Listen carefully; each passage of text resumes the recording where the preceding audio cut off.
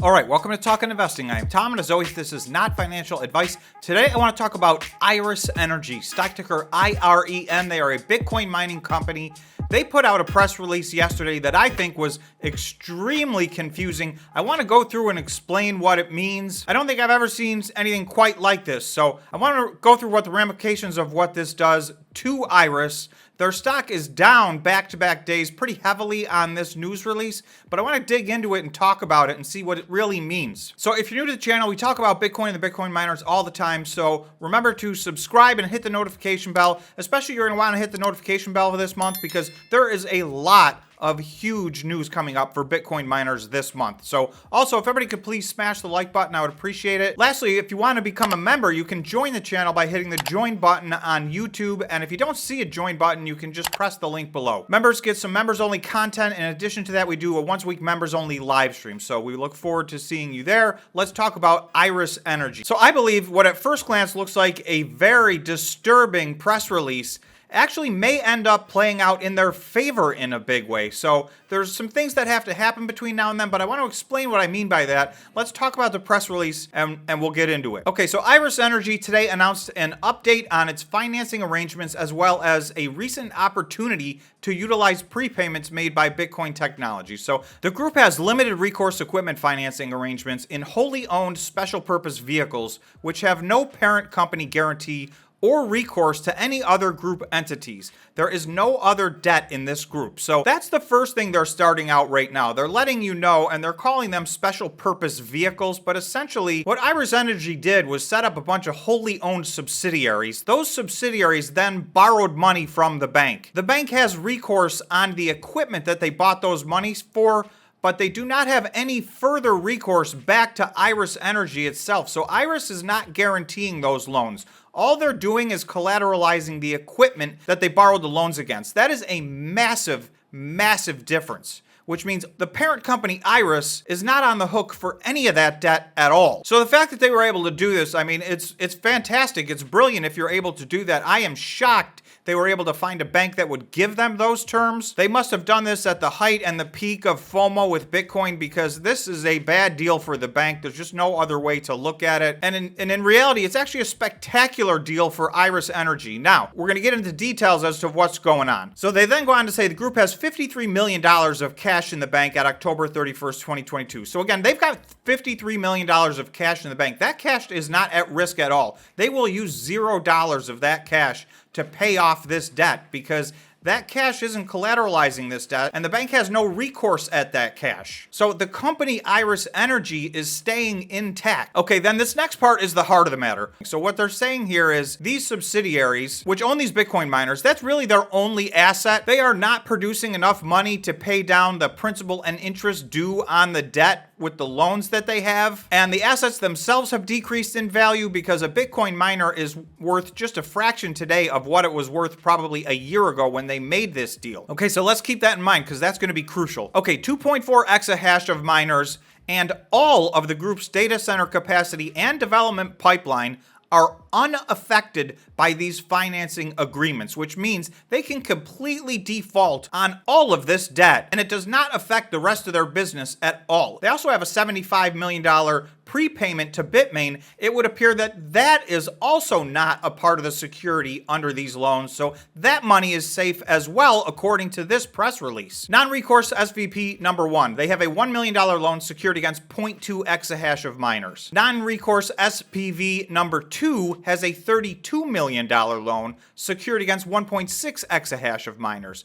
Non-recourse SPV number 3 has a $71 million loan secured against 2.0 exahash of Bitcoin miners. So that's $104 million of debt that they have that they are securing by these Bitcoin machines and these Bitcoin machines only. The bank cannot touch any of the other assets of the parent company. So essentially what that means is they can now walk away from these machines and just say, no thanks, they're not making us money anymore. They're now your problem, bank. We're not going to pay you back the loan. These SPVs don't have any money to pay back. All they have is the collateral. So, you can take back our miners if you want in exchange for the loan, but the miners, by the way, are worth a lot less than the loan is. So this puts Iris in an unbelievably advantageous negotiating position. So they then say the lender to each non-recourse SPV has no recourse to and no cross-collateralization with respect to assets of the company or any other group entity, including other non-recourse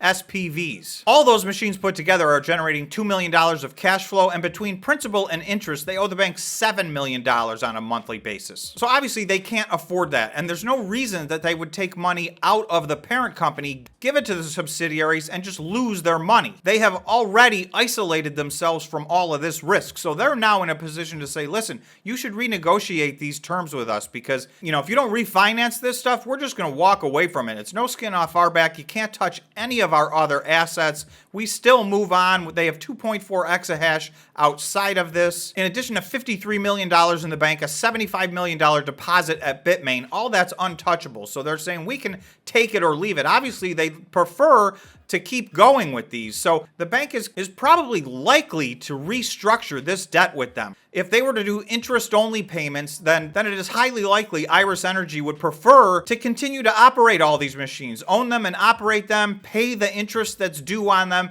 maybe even pay a small amount of principal that's due on them. That's an equation that makes sense for them. It's also an equation that makes sense for the bank. Then these loans aren't in default. I don't think the bank wants to be holding on to, $30 or $40 million worth of Bitcoin mining machines in exchange for their $100 million loan that they have. So to me, it's an everybody wins situation for them to renegotiate. This is not financial advice. I can't tell you that they're going to renegotiate, but the way that I'm reading this letter, Iris Energy really created some good terms for themselves with this bank, and they are in a position of dominance here in this negotiation. I expect business as usual in the short term. I do not expect a giant drop-off in their production in the short term. Now, if they're unable to come to terms with the bank, and the bank does say, listen, we'd rather have the Bitcoin miners and we will do something with those, either sell them on the open market or whatever the case may be, we're cutting our losses right now and moving on. If that happens, then yes, Iris Energy's overall exahash rate will reduce quite a bit. But they still have quite a bit left, and they have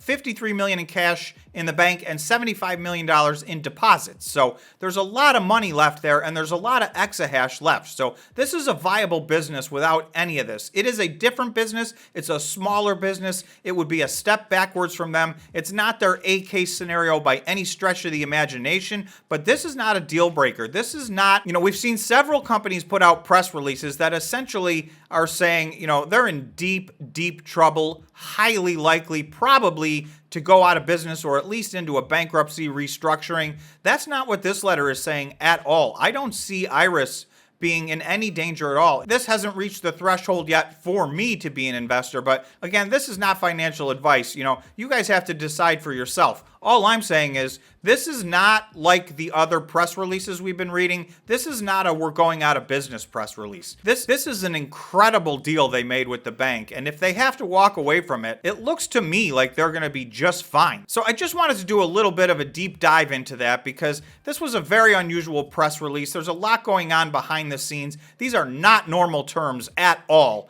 And with the slew of horrible press releases we've had, I feel like a lot of people just lumped this one in as, awful news, but everything is not quite as it seems. So hopefully this helped clarify things a little bit. So that's the way I read it anyway. You guys let me know in the comments below if you agree with what I'm saying or if you have a different interpretation. And remember to smash the like button and subscribe to the channel. So thanks so much for watching, and we'll see you in the next video.